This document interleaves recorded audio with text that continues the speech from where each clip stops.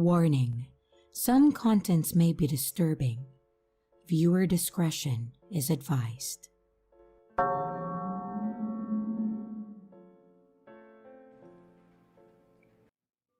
This story didn't happen to me and isn't mine directly.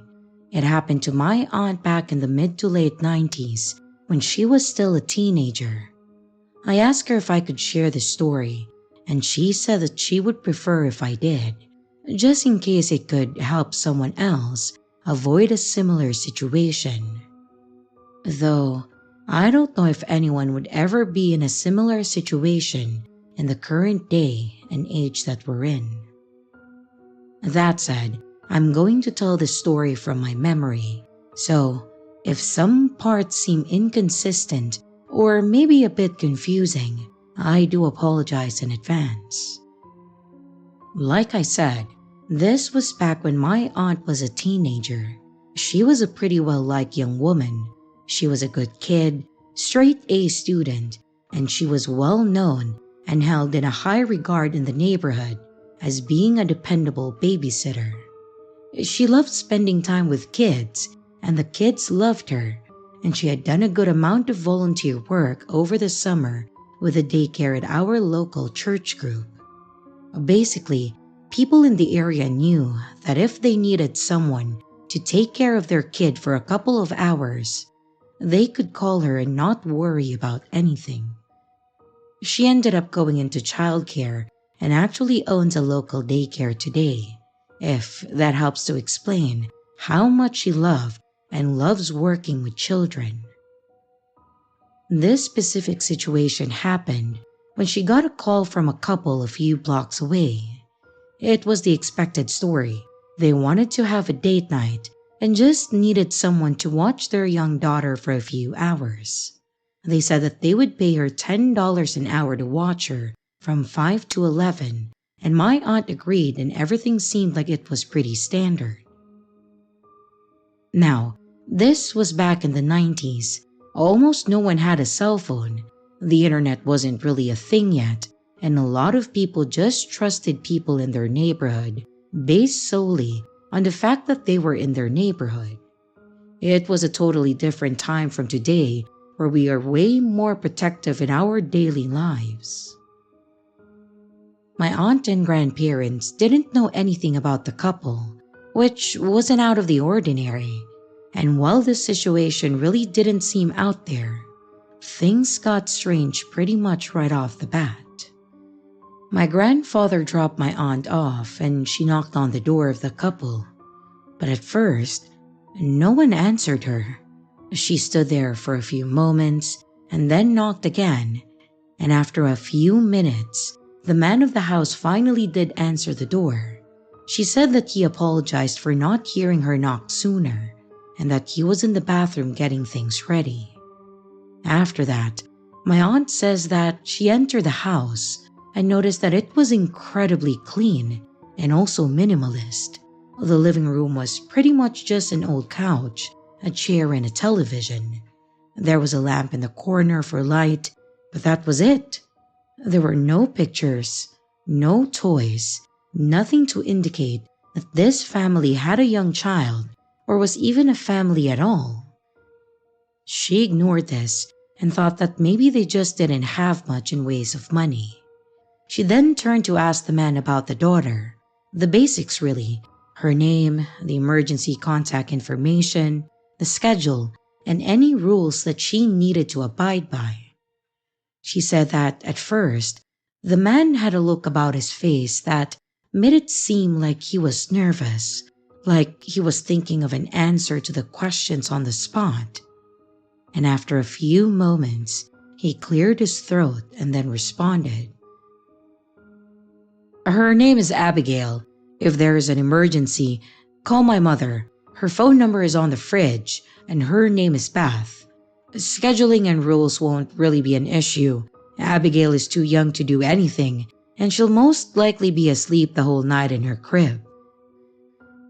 At this point, my aunt had a few things click for her.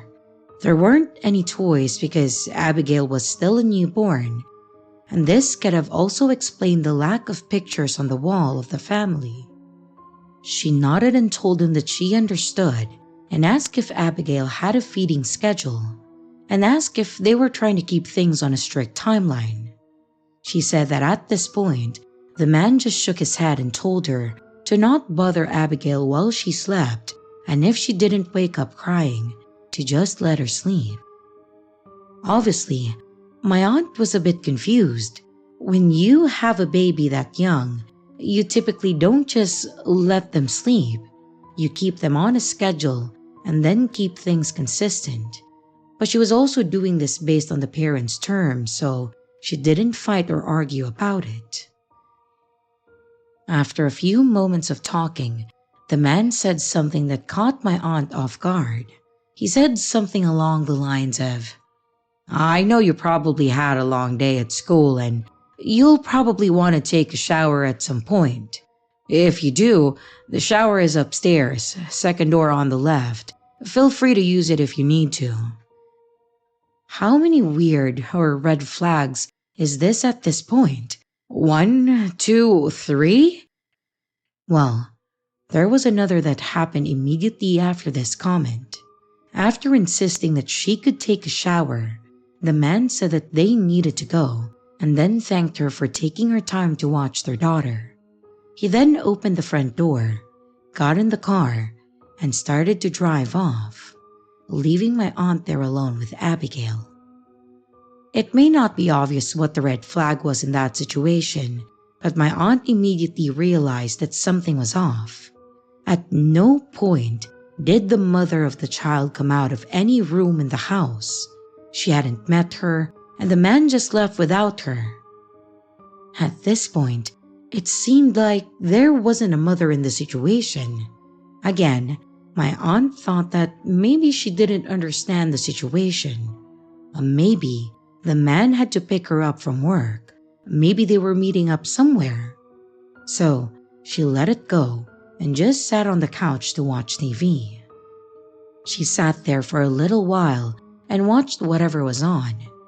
But after a while, she says that something didn't feel right, which, yeah, obviously.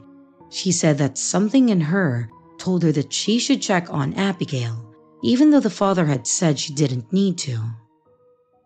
She got up and then started up the stairs and realized that she didn't know which room was hers.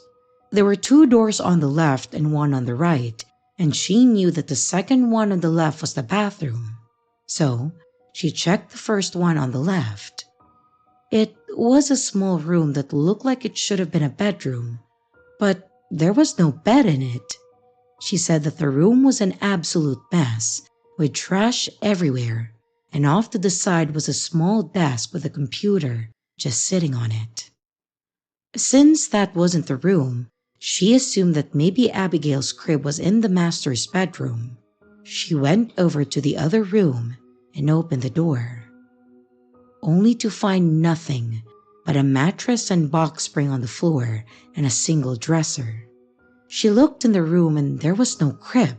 There was no indication of a small child, just the bed and the dresser. Much like the living room, an incomplete contrast to the other room, it was completely clean. It was at this point that a few things became a little more clear.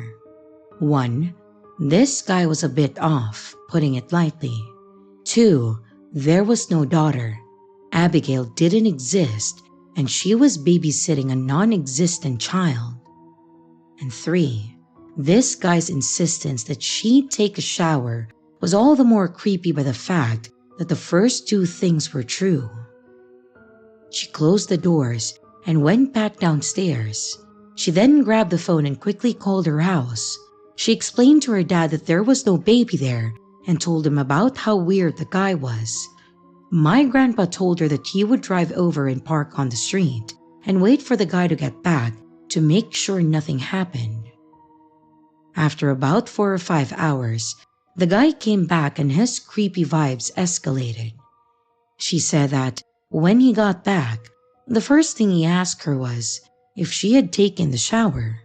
She told him that she didn't, and said that he seemed legitimately upset about this fact, to the point that he actually asked her why she hadn't.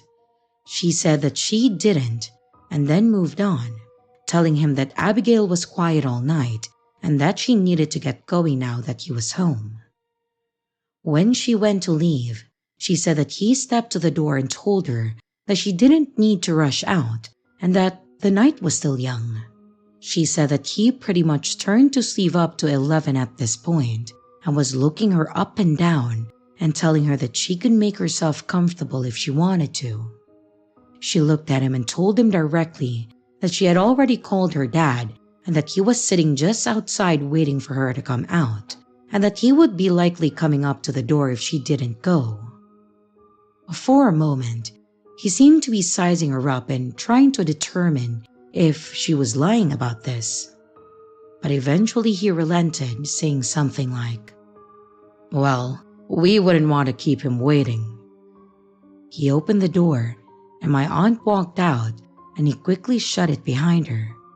She took over to my grandpa's car and got in quickly before she realized that, in everything that had just happened, he didn't even pay her for her time.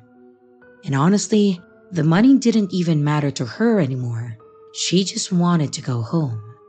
My aunt said that she explained everything to my grandfather, and while he believed that this guy was a creep, he said that he hadn't technically done anything illegal or wrong, so there wasn't much that could be done. And even so, my aunt didn't babysit for anyone that wasn't an immediate neighbor or family after that. And she holds on to the thought that, had my grandfather not been parked outside and waiting, things would have gone much, much worse.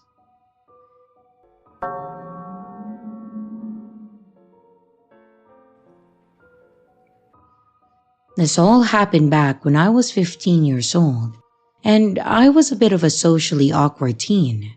I didn't have many friends, and I didn't really socialize a whole lot beyond the basic social media stuff, so I would sometimes watch my cousins for a few bucks every now and then.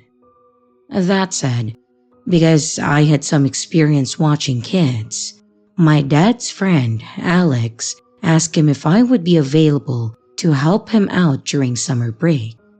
Alex was in his mid-30s and was now a single father to a 6-year-old son named Max.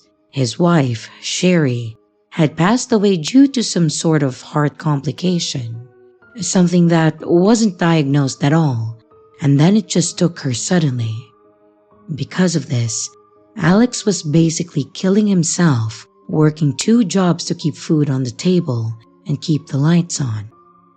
When all of this happened, summer break had just started, so Alex was in a situation where he needed someone to watch Max all day, but obviously, he didn't have the money to pay for any sort of childcare for 12 plus hours a day for 5 to 6 days a week.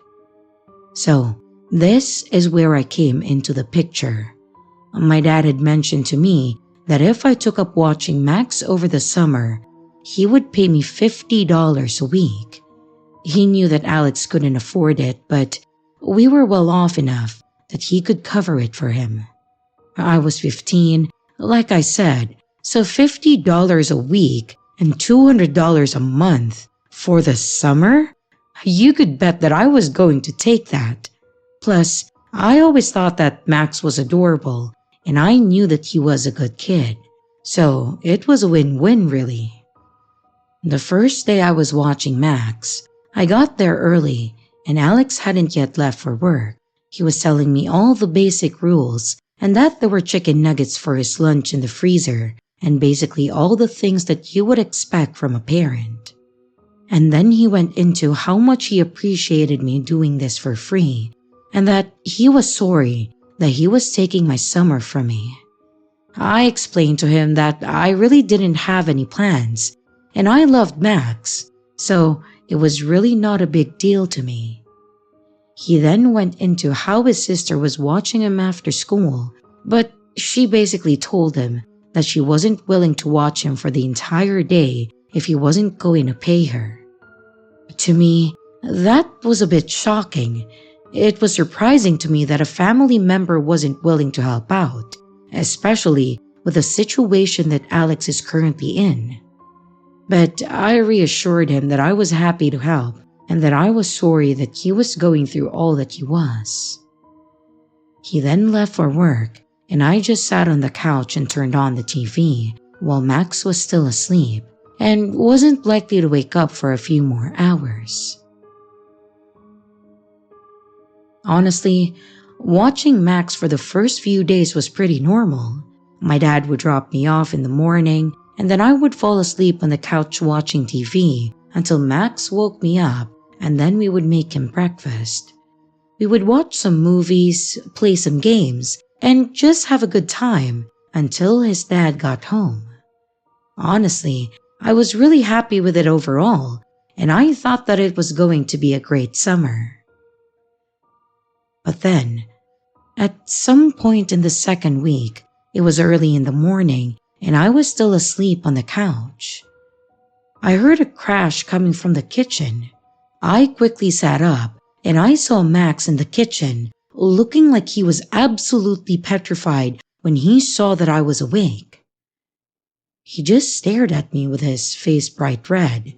I saw him in his pajamas, cereal and milk on the floor, and a bowl sitting upside down next to him.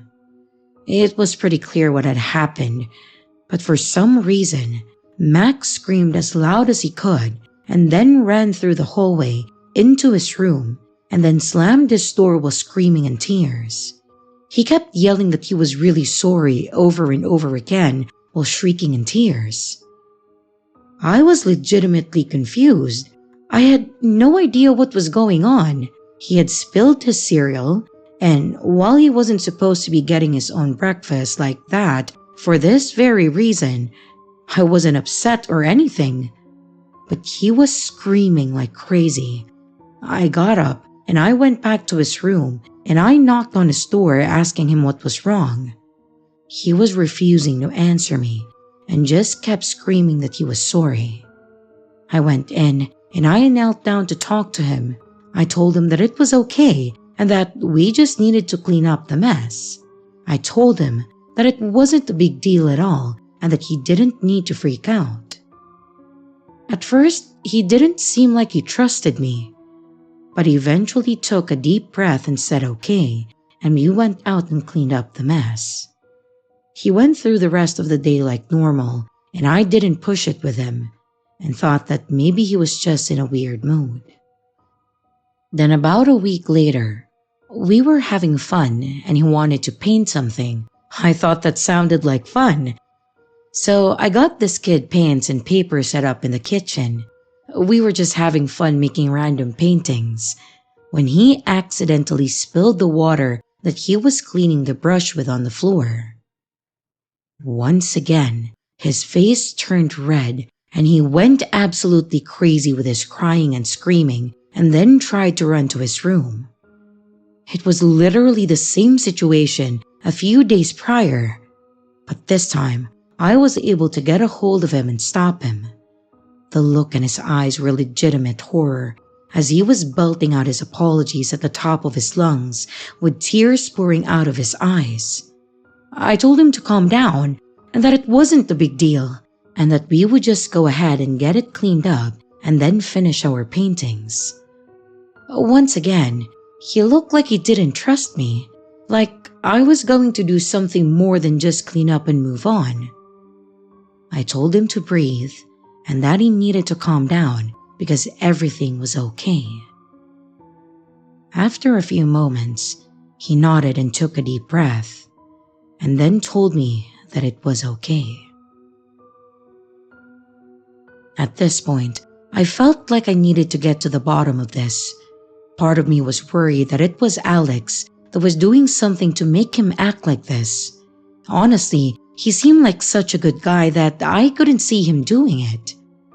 I sat him down on the couch and I knelt in front of him. Then I asked why he got so scared when he spilled the water. He told me that it was because he had made a mess. I told him that it wasn't really a big deal when he made a mess. We just had to clean it up and be more careful. Then I asked why he thought that it was such a big deal. At first, he didn't seem to want to tell me, but eventually he started talking to me about it. He said that when he made a mess at Aunt Marie's house, he got punished. In my eyes, punishing a kid would be sending them to their room or taking something away from them for a period of time. But obviously, something worse was going on over at that aunt's house. I was a bit nervous, but I eventually asked him what his aunt would do when he got in trouble. And what he told me made me sick. Apparently, when he got in trouble over at his aunt's house, she was verbally abusive. She yelled at him, and he didn't like the yelling. But then it got worse. He told me that when he did something bad, after the yelling, she would seriously shut him in the dryer. She would put him in the dryer and then shut the door, holding it shut until he stopped crying. He said that when he made a mess while I was watching him, he thought that I was going to put him in the dryer and then shut him in, which is why he ran into his room and was telling me how sorry he was. I was shocked. I told him that I would never do that and that he didn't have to worry about that ever happening with me. To which he said that he liked me more than his aunt and then gave me a hug. I honestly wanted to cry when this happened, but I just told him that it was okay, and then we went back to painting. When Alex got home, I asked him if I could talk to him, and I explained what Max had told me about his aunt. And Alex was as appalled as I was. He told me that he had no idea. He just thought that Max didn't like it over there because of his cousins. Well, there's not much to the story, honestly. I watched Max the whole summer, and then he came over to our house after school when we went back. Alex was able to get his life together and got remarried, and they're a happy family now. Max is 11 now and he's a smart kid, and I don't think he really remembers what happened back then. From what I know, Alex confronted his sister about the situation, and she claimed that it never happened. But I'm pretty certain that Alex believed his son. I certainly did. To the best of my knowledge, Alex hasn't spoken to Marie since he talked to her about it, and I don't blame him.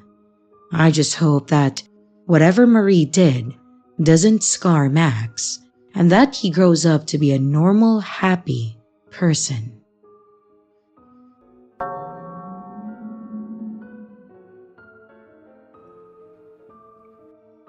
This may not be a standard babysitting horror story, but it's still worth sharing, and there's actually a few things to share. I may send more over to you later if you want, but these are some of the worst. I have been working as a lead at a daycare for around 13 years now, and it's almost entertaining how unfiltered kids are when you get them talking, and how much they imitate those that they're around frequently. What kind of sucks about this is that when a kid does something that's iffy or questionable, we have to contact CPS by law and then report what happened. One instance of this happened actually pretty recently with a little boy, and we'll call him Jim. One day during the morning, while the kids were playing, I was making coffee and Jim walked up to me. I was putting my creamer and sugar in the mug, and Jim asked me if I liked to smell the sugar. I was a bit confused at first. Why would I smell sugar? I told him that I wasn't sure what he was talking about, and he then tells me that sometimes while he's at his uncle's house, his uncle likes to smell the sugar. I asked what he meant, and then he tells me that his uncle likes to smell the sugar off the table with a straw. Come to find out, while his uncle was watching him, he decided that it would be okay to do cocaine in front of him and just tell him that it's sugar. Another one that's worth talking is about what happened with a little girl in my group named Sasha. Sasha was a sweetheart, She was incredibly quiet and soft-spoken, but she was also one of the nicest little girls that I have ever met. One day, her dad brought her in and she had a bruise on her face. Obviously, my mind went to a dark place and I told her dad that I had to legally ask what had happened. He tells me that he didn't know, that she had the bruise when he had gotten home from work the night before, and she wouldn't tell him no matter how much he asked. He seemed sincere about this and said that he thinks that she fell or something when she was doing something that she wasn't supposed to, and she didn't want to get into trouble, so she's not saying anything. I accepted his response and we went on. At around lunch, she said that she wanted to tell me something and asked if I could keep a secret. I told her I could, of course, and I asked what was wrong.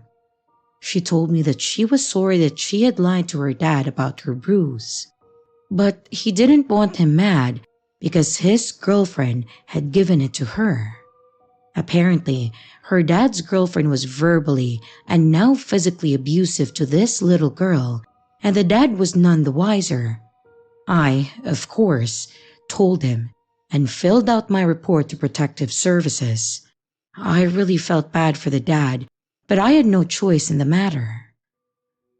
And the last one is probably the saddest one for me and happened when I was still fairly new to working at a daycare. There was a little boy that attended our daycare named Adam. Adam was incredibly shy, but absolutely loved being in the daycare because of how much he got to socialize. I know that sounds like opposites, but it was more like he was shy until he got to know you. Adam's father was a police officer for the city and was a fairly well-respected guy. Adam was very clearly proud of how much of a hero his dad was, and he would talk about it a lot. Then, one day, while I was sitting at one of the tables, Adam says something about people are coming to get him. I asked him what he meant, and he said that Daddy says that some of the bad people he arrested are going to come and get us. I was kind of just like, okay. And I said that I wanted to hear more. And he goes on to say that his daddy had put a duct tape over his windows and put a camera in his room to watch him, just to make sure that the bad guys didn't break in. I really didn't know what to do with this, and I probably shouldn't have, but I actually contacted his father about the situation, asking if everything was alright at home, because Adam was saying things that didn't make sense. His dad laughed and just said that Adam just had a wild imagination. I agreed with him, said it was okay, and then I hung up. Unfortunately, I have no idea what happened after that because Adam never came back to the daycare. His father had resigned, and apparently they moved away within the next week. I don't know if this was for protection or if his dad was legitimately paranoid. So yeah, kids can say some crazy things, and I have more that I may send your way, but I just want to use this as an opportunity to say that kids do not have filters. If you tell your kids something, or if you do something in front of your kids, they will 100% repeat it, or will happily go on telling someone else all about it.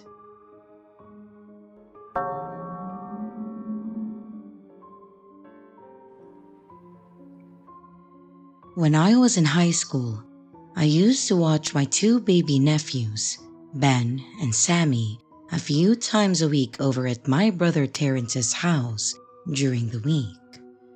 My brother was a pretty chill guy, and I loved spending time with my little cousins, so really, it wasn't that big of a deal to me to lose a few nights during the week. They were pretty young still, and they were still in that age range where they could easily be entertained by SpongeBob and chicken nuggets, while I messed around with my phone or on my DS. It was really just like I had a couple of younger brothers that needed my attention every now and then, and I loved it. My brother had always been a good kid, but as he got a bit older, he ended up getting with the wrong crowd and fell in love with a woman that was a terrible influence on him. Kaylee. Kaylee was a user, and I mean of both people and substance. And fortunately, Terrence wanted to see the best in her and decided that she was worth his time. They ended up getting together, but not married, and they had 2 kids together, Ben and Sammy. At some point after Sammy's first birthday, Kaylee got picked up for attempting to shoplift from a big box store and then got her basic misdemeanor charge changed to a pretty hefty felony when the police found a significant amount of meth in her purse, like enough for her to be charged with intent to distribute. All of this is important because it's what left my brother in charge of 2 young boys as a single father, and is why I had to watch them several times a week while he worked his second job. And now, this ritual of him working nights and me watching them for him had been going on for around 6 months at this point, and without issue. And with Kaylee in prison for years, I thought that it would just keep being a smooth situation. Well, I thought wrong. It was a pretty normal Tuesday night at Terrence's house, and I was there watching the boys, and they were watching some cartoons while I was making dinner, when I heard a knock on the front door. I wasn't expecting anyone, so I thought maybe it was an Amazon package or something, just knocking to let us know that it was delivered. So I just kept making dinner and I ignored it for a moment. But then I heard the doorbell ring.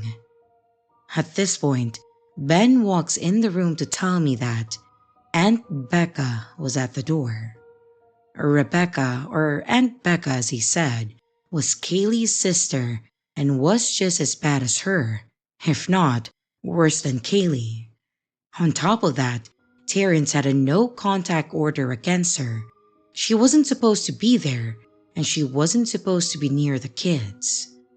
I told Ben to take Sammy into his room and stay there, and that I would be up in a moment, and then I sent a quick message to Terrence that basically said, "Rebecca is at the door, telling her to leave." I then unlocked the door, but keep the chain connected, and opened the door slightly, asking if I can help her. She stares at me for a second, and then huffs and lets out a snide chuckle. "I'm here to see my nephews. Where's Terrence?" I tell her that Terrence isn't here and that she would need to come back another time to talk to him about the situation. She then tells me that I need to let her in to see her nephews right then and there.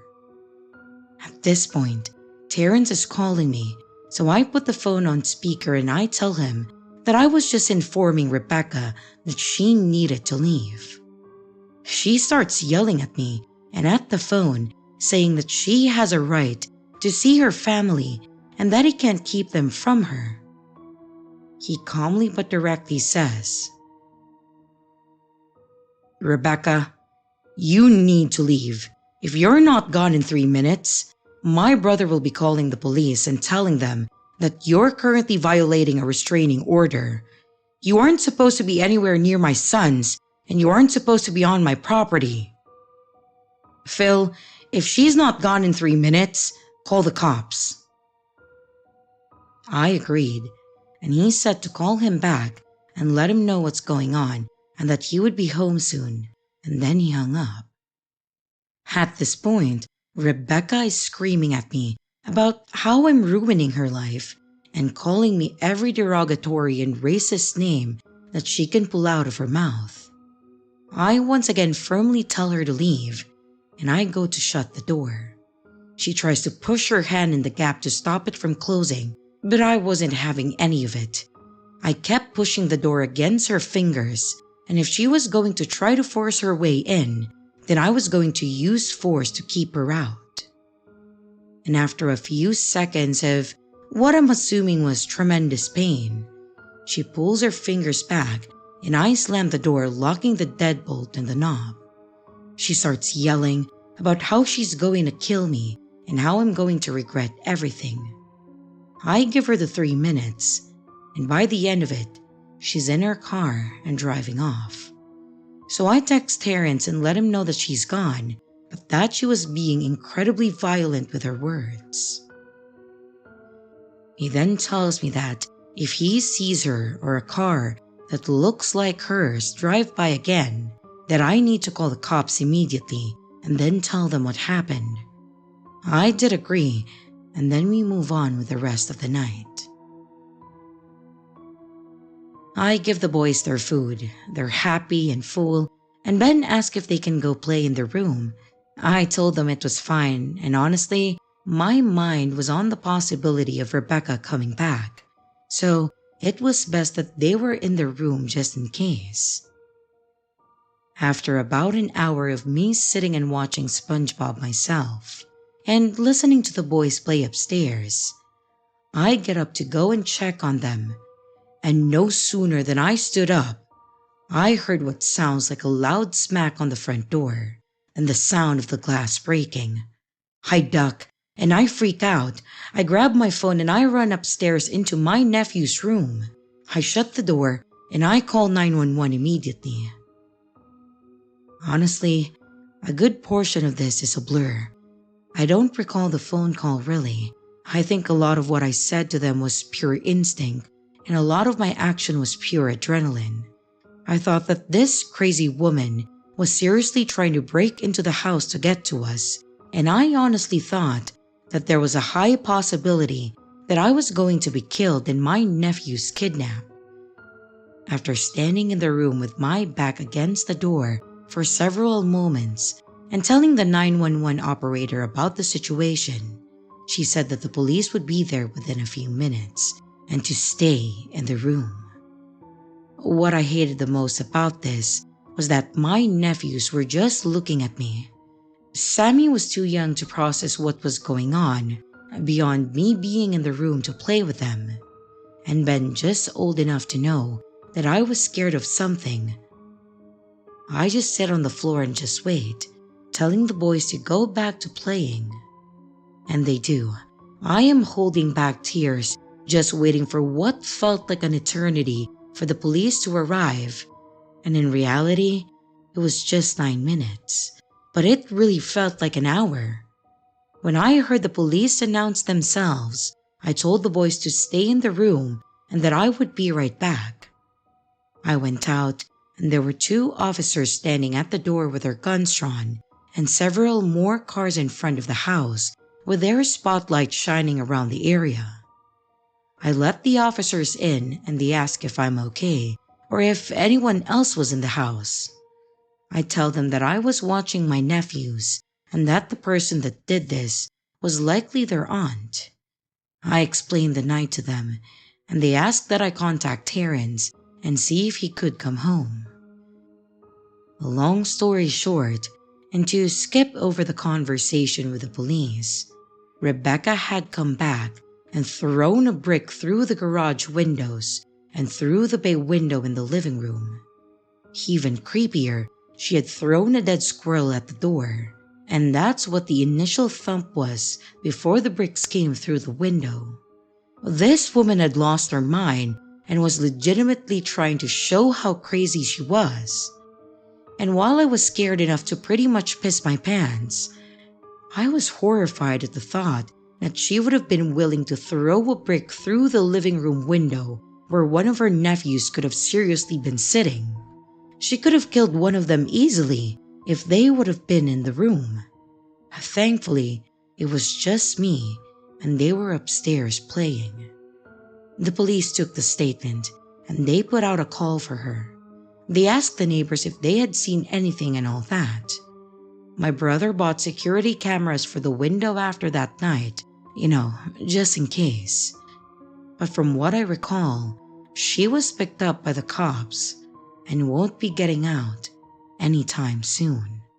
So, Rebecca, the absolutely insane woman that happens to be my nephew's aunt, I hope you and I never meet again.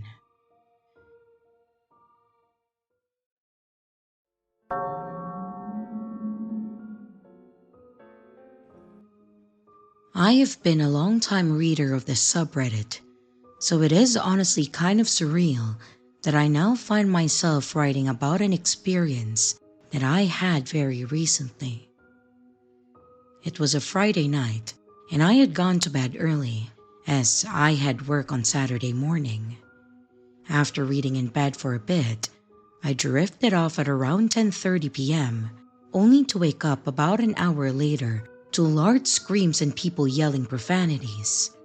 I thought my girlfriend was watching a movie with the volume way up, so I went out into the lounge room to ask her to turn it down a little. But instead, the TV was off, and my girlfriend was staring at the front door with her eyes wide. Our apartment is on the ground floor of the building, and so our front doors open directly out into the lobby of the building. The voices in question were coming directly from the lobby, and I could not make out specifics, but there was a lot of swearing.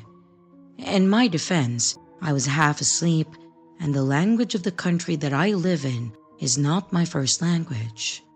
My first thought was that it was some kind of domestic dispute, but after listening, I realized that it was a group of men that sounded extremely aggressive. I looked at the WhatsApp group chat for my apartment building, and to my horror, I saw a message from one of the people in it that there were armed men in the building and that we should not leave our flats. The country I live in is experiencing a marked uptick in crime, and I had heard stories of armed groups of men robbing entire apartment blocks. But these had seemed fairly apocryphal to me. However, that was my first thought, that these men would kick down our door and then rob us. One of my dogs started to growl at the commotion outside, and I shushed him, and thankfully he obeyed. I heard a commotion in the apartment above me, and I went out to my patio to see what was happening. I heard what sounded like a large piece of furniture being knocked over, and women and children screaming in terror.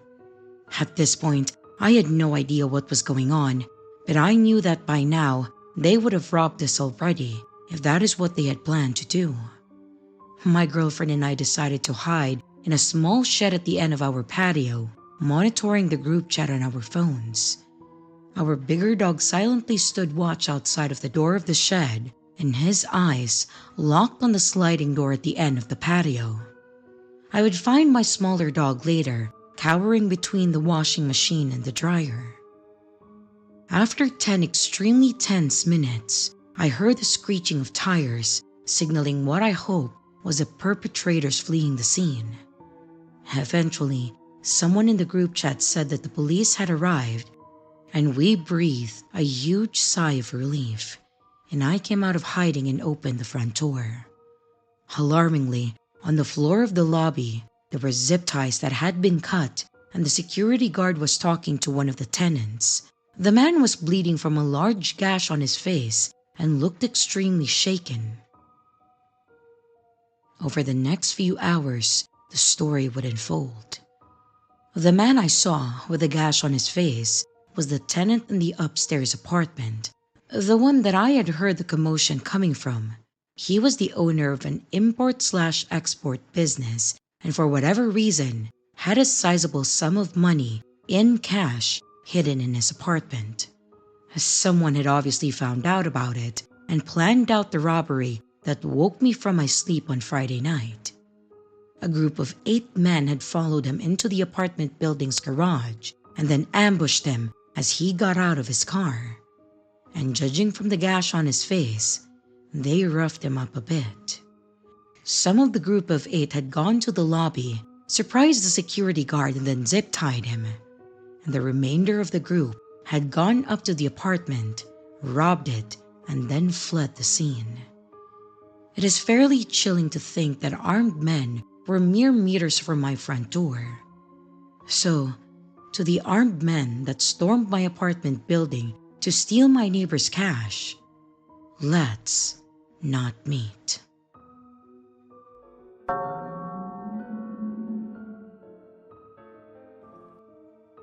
This happened to me when I was a teenager, some years ago, but I still think about it sometimes. So, me and my 4 friends were on this 1-hour bus ride to go to my parents' house to hang out. We were sitting and chatting in the back of the bus. The bus is empty except for us and this middle-aged man sitting a couple of seats away from us. He looked like a normal businessman on his way to work or something, wearing a suit and carrying a briefcase. But after a while, we noticed that he was behaving kind in a weird way. He was chugging down beers rapidly, which is not that common on the bus, and also, it was in the middle of the day. He was also pretty openly flipping through a porno magazine and kind of muttering to himself. Okay, weird, but we didn't really get too bothered. But after a while, he starts approaching us, sitting closer and small talking with us a bit. He was asking how old we are, where we're headed, and so on. We kind of just reply politely but try to end the conversation pretty quickly since he's creeping us out. Apart from the beer drinking and the porn magazine, you can really sense something is wrong with this guy. He's grinding his teeth a lot and he has this blank stare like he is looking right through you and he's not really there, you know? When we stop talking to him after a while, he just sits there silently and then stares at us for a while, breathing heavily like he's getting more and more agitated. And after a minute or so, he suddenly leans forward and then pulls down the sleeve of his shirt. On his arm, he has 3 big pairs of sharp-looking scissors duct taped to his arm with a sharp end pointing up towards his hand. He's stretching out his arm and making sure that we all see the scissors, and then he says, Does this make you respect me? Am I getting your respect now? We just sit there with our mouths open.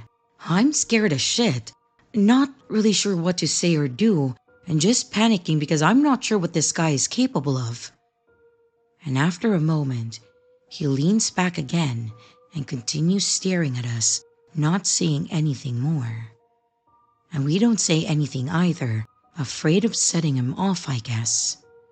Well, we get off the next station, all jittery and full of adrenaline after that weird encounter. If I wasn't a clueless teenager, I would have called the police at that point. But we didn't, and I still think about it sometimes and wonder what a guy like that, who is obviously unhinged, is capable of. And if he ever did something worse than just scare some teenagers by acting crazy.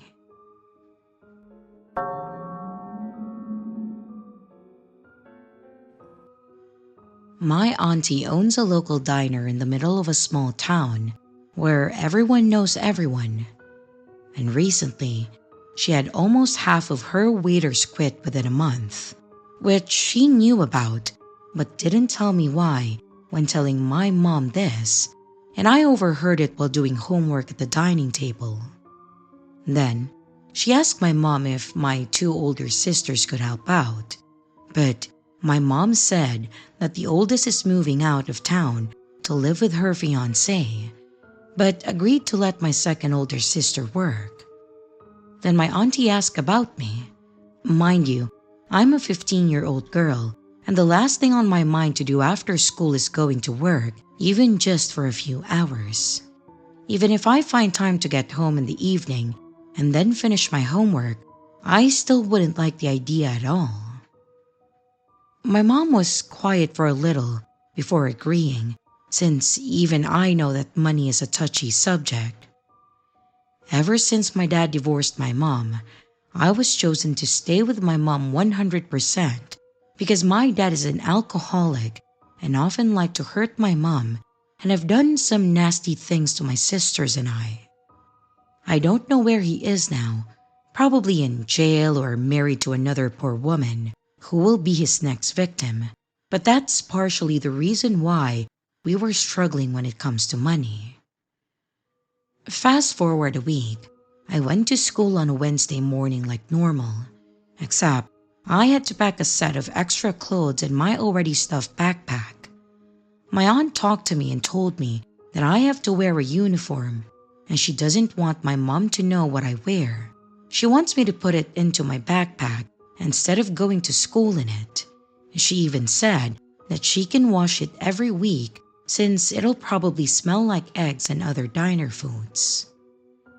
I usually take the bus to school, so days that I work, I would take another bus that dropped me off about a 2-minute walk away from the diner.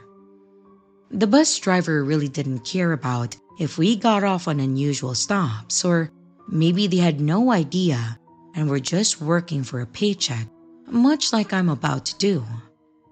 And at each end of my shift, my auntie will drop me off back home after I change back, of course.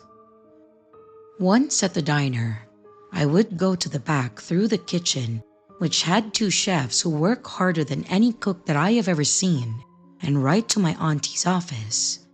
There, I could see her computer on a desk and a whole lot of paperwork, some clothes all around, and it's just a total mess. My outfit is basically a button-down white t-shirt and a white miniskirt and one of those tiny aprons that only cover from waist to crotch area. I kind of like the way this fits on me, but the fact that I'm wearing all white means that I'm going to get dirty maybe every single night. My sister has a similar outfit, but her skirt is longer since she sometimes does shave her legs or something. I just know that I don't have the same issue she has. The first night went well, actually. I got a lot of people looking at me funny and asked if I'm a kid, to which I told them my age, and some of them were upset that a kid is working.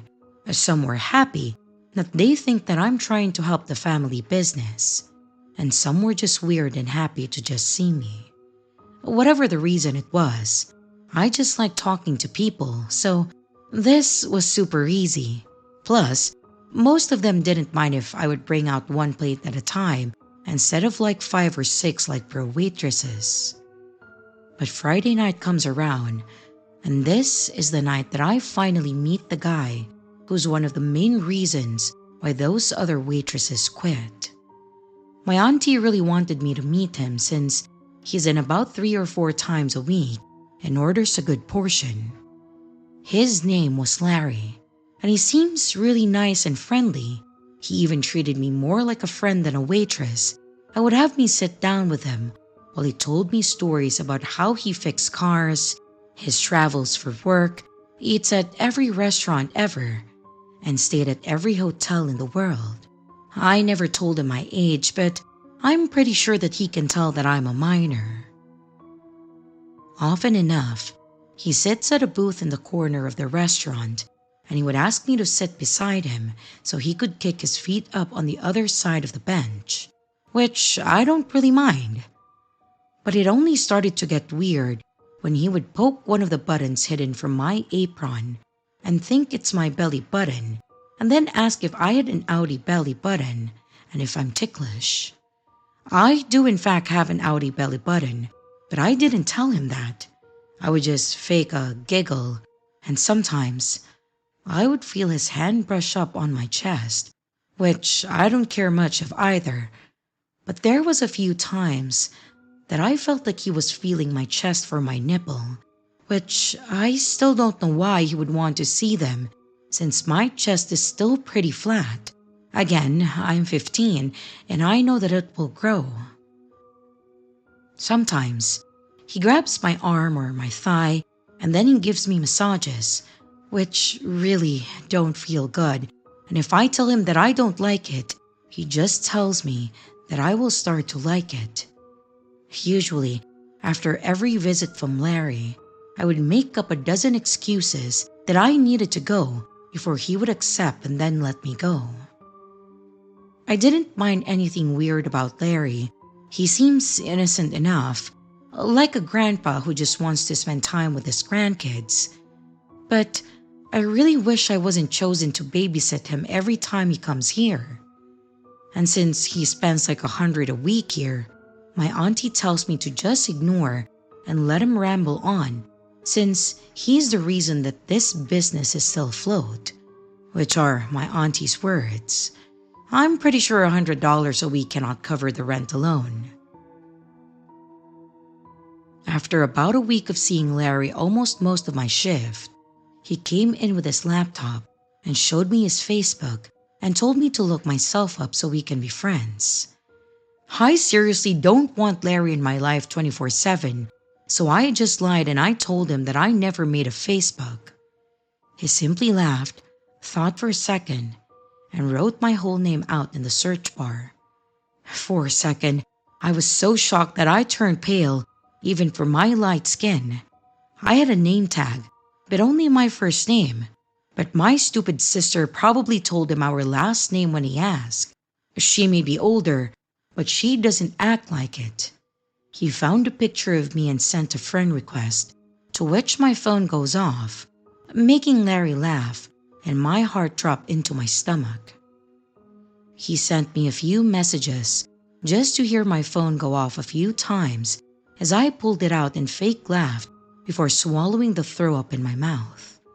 He then proceeds to go through my gallery, which my Facebook is public, since I was pretty stupid enough to want to make as many friends as possible, much like Instagram, and try to gain as many followers. He found pics of me that I wish he wouldn't find and could comment on how my clothes are too revealing and that I should take these pictures down. He commented on my friends and how he could find me a good set of friends to be with, to which I had no idea who he's referring to since he told me before that he has no kids and he lives alone. Then, even seeing pics of me with my belly button revealed, and comment on my outie belly button and poke my belly again. I could really feel his finger trying to find my belly button again, which just felt so disgusting that I just got up without a reason this time and I just stormed to my auntie's office. I confessed everything to her and told her how disgusted I am. And at first, she seemed to be on my side, but when I explained the things he did to me, she quickly changed sides and told me that I'm just over-exaggerating and he's just treating me like a kid in a friendly way. I wanted to burst out crying and ask my sister for help, even wanting to talk to my mom about this and confess it all. But my sister calmed me down and told me how Auntie would have to let us go. Then, we wouldn't have enough money to keep our apartment, and then we'll have to live with Dad. I have no idea if this were true, but the things my dad did to me are in fact worse than what Larry had done so far. So fast forward a few months to present day, I still work at the diner and still see Larry on an almost daily basis. He still acts the same and once in a while touches me, but it's gotten to a point that it's nothing too concerning, like my chest or thigh, which I still don't care about too much. I only care when he tries to touch my belly button or nipple. I know that for summer, Mom will make me work, and because of my age, I legally can't find a job anywhere else. I'm pretty much okay if I have to keep working for summer.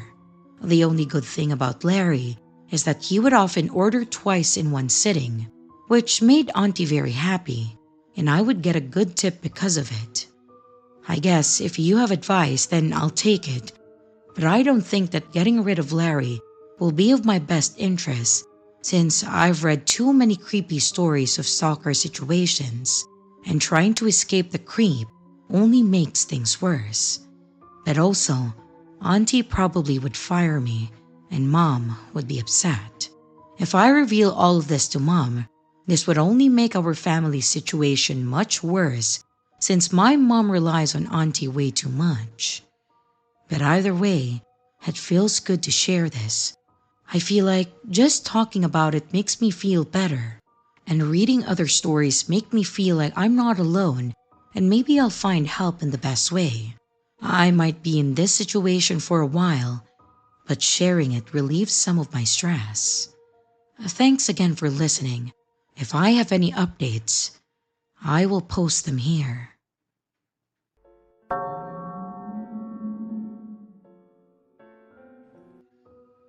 This happened around 2021 in India, around COVID period where lockdowns were still very much effective.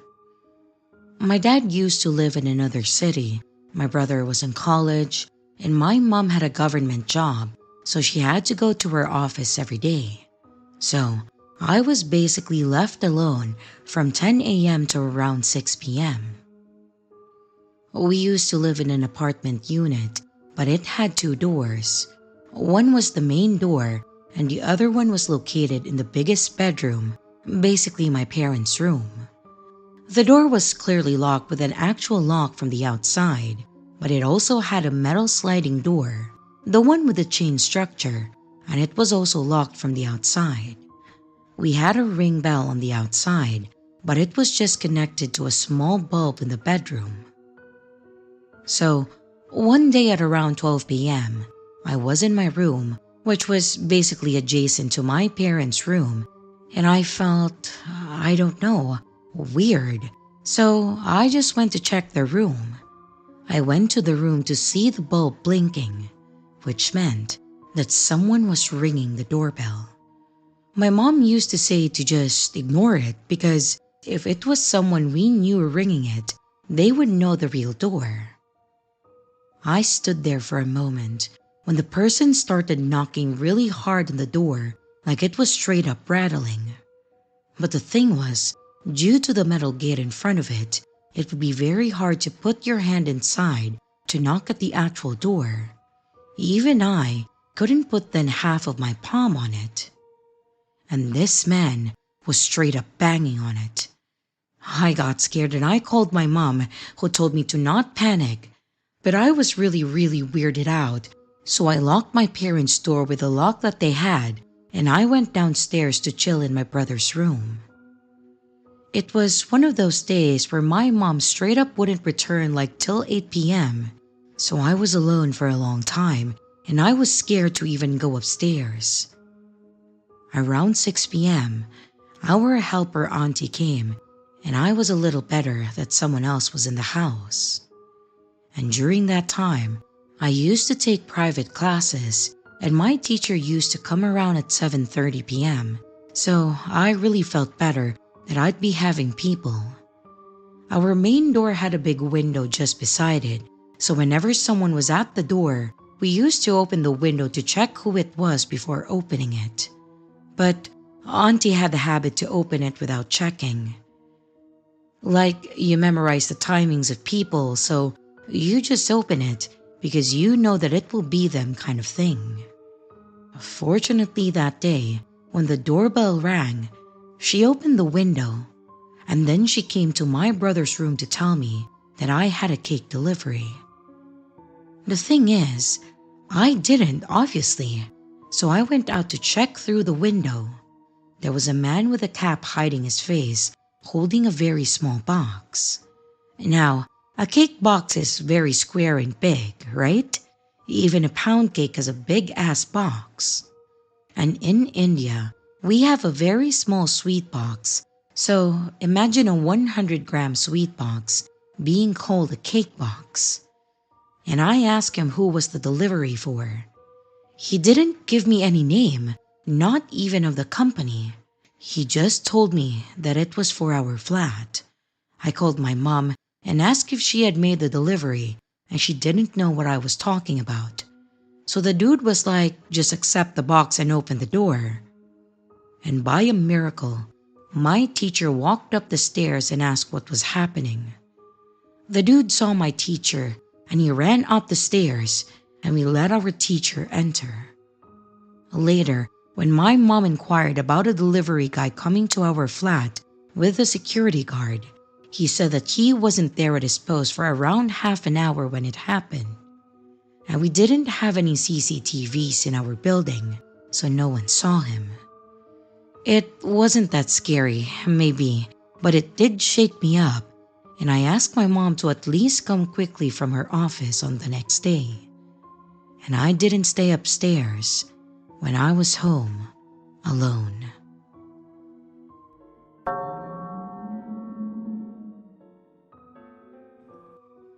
For a little bit of a background, I'm a 24-year-old female who loves scary stories, horror movies, true crime, and etc. It takes a lot to scare me, though I haven't actually experienced many terrifying, life-threatening events, fortunately. Now, on to the story. This was during the middle of August in North Texas summer 2023, so the nighttime temperatures were around 100 degrees. My dad and one of my brothers, who's 11, drove an hour north into the countryside to go stargazing for my brother's Scout merit badge.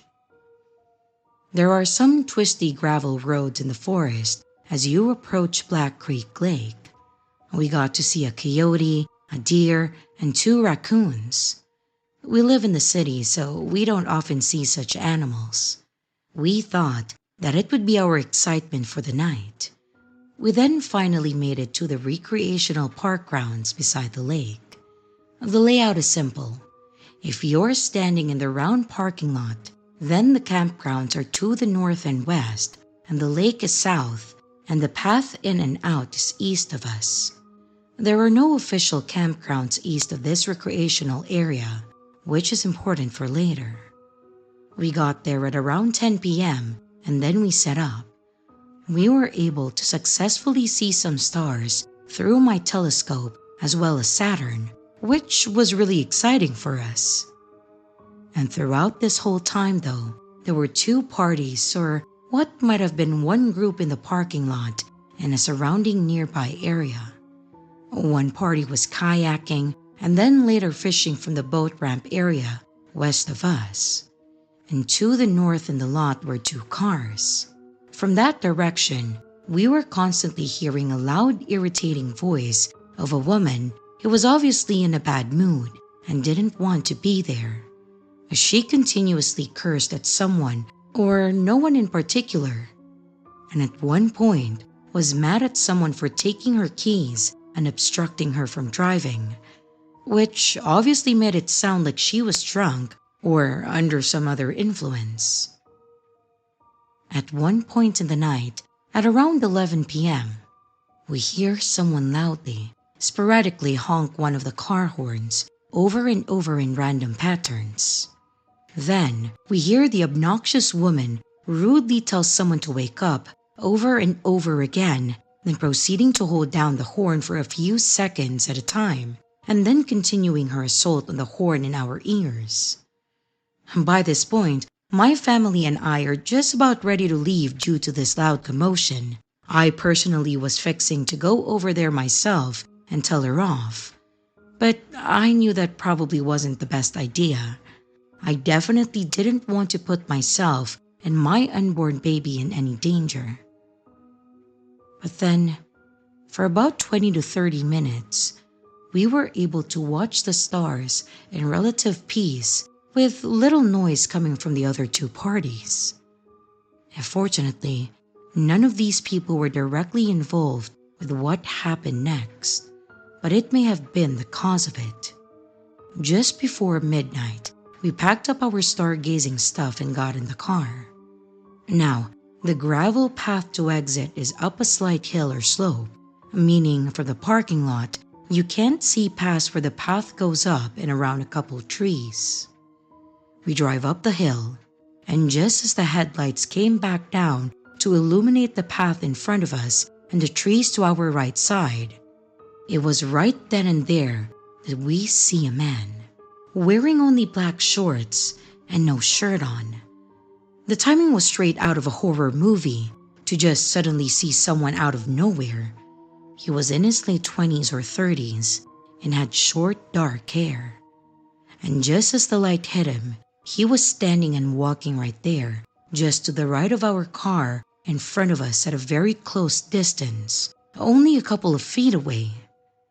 The guy had been walking towards our direction, and upon seeing us, quickly raised both his arms to flip us off with both hands. He keeps his hands and arms raised, and is quickly and loudly saying something to us with anger or something in his voice. We couldn't understand what he was saying though, since we had the radio on, and all of this happened quickly. The second the man saw us, he started walking toward our car faster.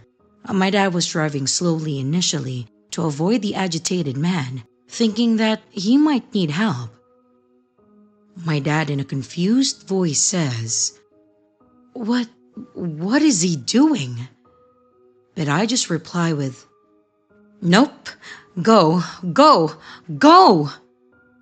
And then we sped off. I knew that this was not a situation where we needed to stick around and ask questions.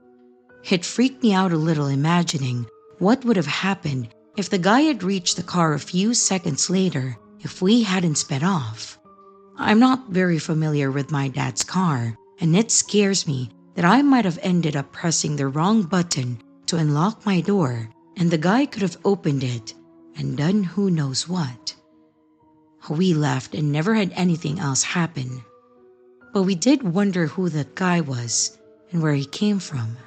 The direction he was walking from had no official campgrounds, only the forest. Maybe he lived in one of the scattered houses in the woods that we'd passed by on our long journey. I wondered why he had been walking in our direction toward the recreational area. My best theory is that he wanted to confront the group that had been honking the horn and waking up the entire forest, but upon seeing our car leave, maybe he thought that it had been us making the racket. Even if that's not it, or the man needed help, which is not likely considering his reaction to us, I couldn't help but feel a sense of danger. I hope that no harm came to those other two parties that night.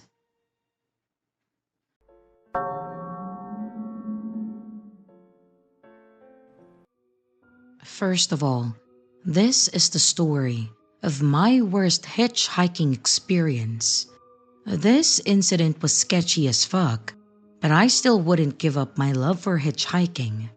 I'm a 21-year-old man from Finland, and I was 20 at the time of the incident. Anyway, to the story.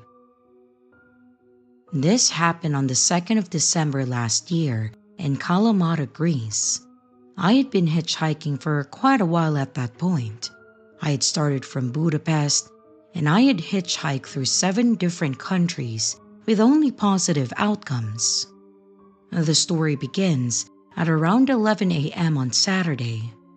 Some hours before I had woken in my hammock hung up behind the castle ruins, in the only place that had trees that weren't someone's olive trees. I was tired from the lack of sleep caused by the cold night and early wake up by noises of the busy market across the street. After a quick tour of the town and some breakfast, it was time for hitchhiking.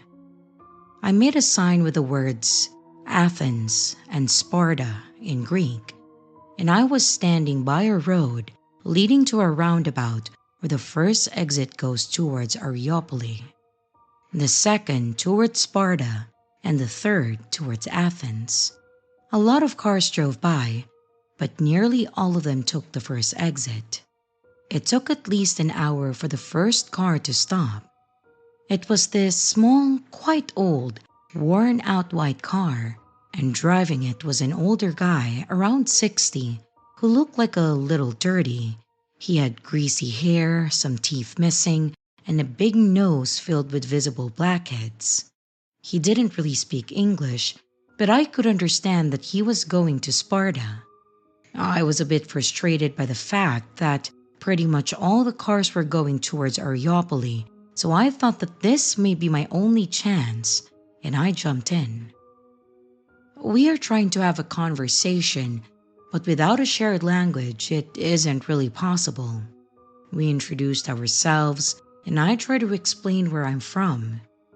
He smokes and offers me a cigarette too, but I refuse.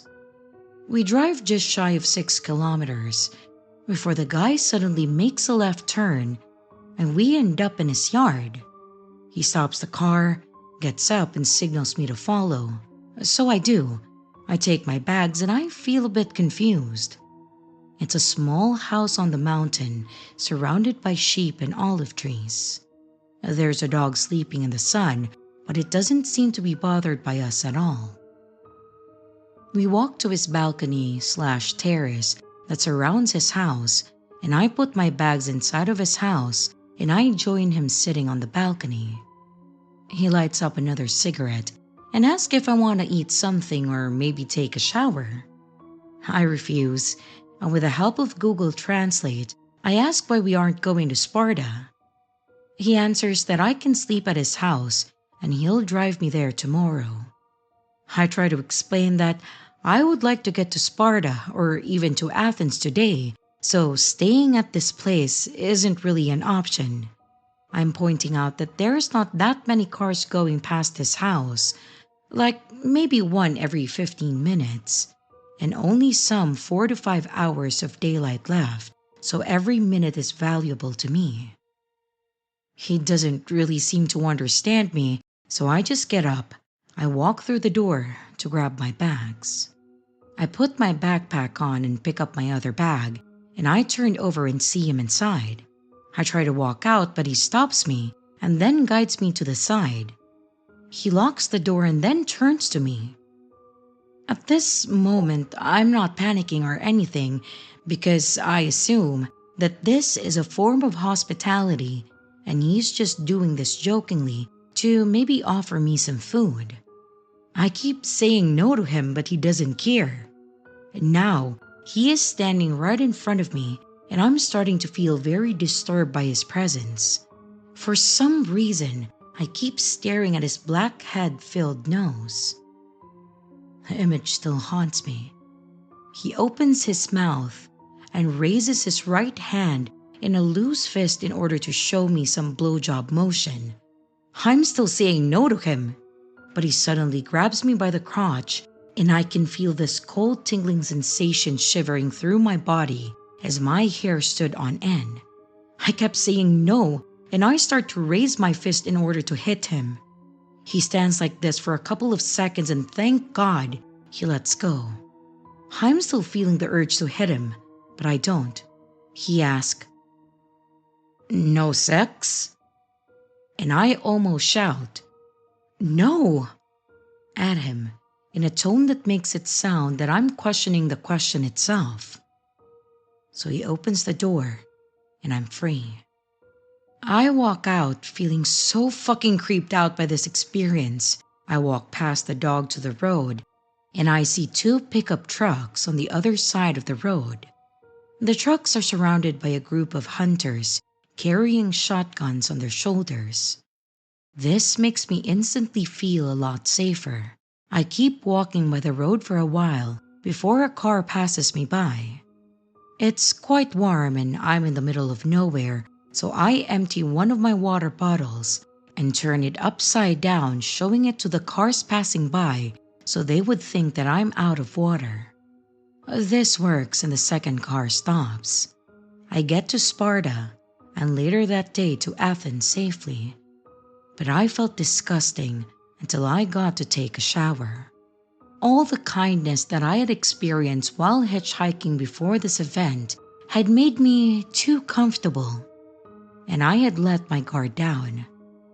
I think humans are good by nature, but probably trusting every stranger is a stretch. Stranger danger is still overrated though. Additional notes. 1. I'm quite a lean guy, not that strong, so I was lucky that the situation didn't end up worse. Though, I think I could have beaten that also very lean shepherd grandpa. 2. As a safety measure, I carried a knife with me, but it wasn't on me at that moment of the incident. Also, The knife could have made the situation worse. Obviously, I wouldn't have stabbed him unless it wasn't necessary. Number 3. My mind was running like a million miles an hour during and after this experience, and I thought about how everything could have turned out in the worst case. I also thought about beating the guy, telling about the incident to the hunters, and calling the police. But I ended up doing nothing and just walking away. I hope karma gets to him eventually. And lastly, after this experience, I still think hitchhiking is the best way of traveling. So, to that sick fuck of a person, let's never meet again. Hello everyone, it's your creepy sister here. Thank you so much for watching the video. I really appreciate it. I would also like to give some extra love to my Patreon members, my channel members, and also my tippers. Thank you so much. If you would like to extend a little bit more support for the channel, don't forget to leave a like and a comment down below. If you would like to become a Patreon member, a channel member, a tipper, or even to buy merch, check out the links in the description below. Again, thank you. And I hope you stay scared, because your fear feeds me.